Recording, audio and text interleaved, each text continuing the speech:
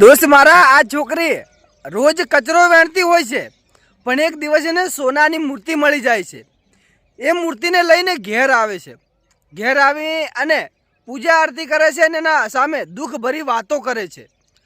પણ એક દિવસ આ છોકરી કચરો વેણવા જતી રહે છે, ત્યારે એ મૂર્તિ હોય છે ને એમાંથી સોનાના સિક્કા નીકળે છે. ત્યારે ખરેખર આ છોકરી પાછી આવીને હોજે જોવે છે ને ત્યારે બહુ ખુશ થઈ જાય છે મૂર્તિને જોઈને, સોનાના સિક્કા જોઈને. ખરેખર એ જ દિવસે એ છોકરી બીજી વખત વેણવા જતી રહેશે. ત્યારે ઘરે ચોર આવી અને ચોરી કરીને મૂર્તિ લઈને જતો રહેશે સોનીની દુકાને વેચવા માટે. ત્યારે સોનીની દુકાને વેચવા જાય છે ત્યારે છોકરી ઘેર આવીને પછી રડવા લાગી જાય છે કે મારી મૂર્તિ ક્યાં ગઈ. પણ ખરેખર સોનીના હાથમાંથી મૂર્તિ અલોપ થઈ ગઈ ને છોકરીના ઘરે પાછી આવી. ત્યારે પછી આ છોકરી જોઈ ખુશ થઈ ગઈ. ખરેખર નસીબમાં જે હોય ને એ જ થાય. આ વિડીયો શેર કરી દો ને કોમેન્ટમાં જય લક્ષ્મી માં લખી દો.